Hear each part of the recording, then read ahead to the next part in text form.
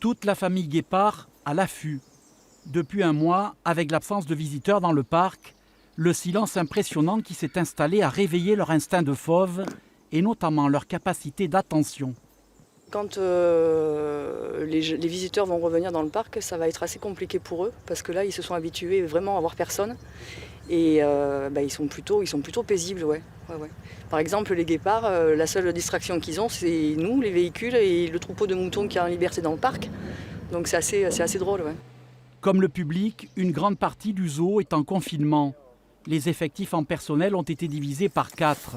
Seule une équipe animalière reste sur place pour accomplir les tâches quotidiennes, nettoyer les enclos, soigner et nourrir les animaux. D'ailleurs, en cuisine, le temps ne s'est pas arrêté.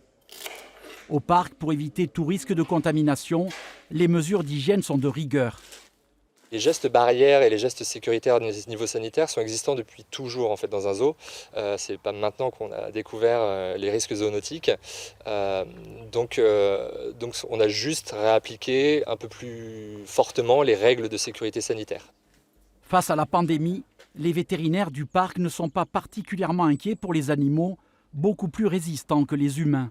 Quand bien même ils seraient infectés, ils ne pourraient pas après contaminer d'autres humains ou d'autres animaux. Donc nous ne sommes pas réellement inquiets. Ce que l'on apprend au jour le jour, c'est quelles sont les espèces animales qui sont également, comme l'homme, sensibles à cette maladie. En attendant une date de réouverture encore inconnue, la faune du zoo de Montpellier va pouvoir profiter encore quelque temps d'une ambiance calme et paisible, comme un petit air de nature sauvage.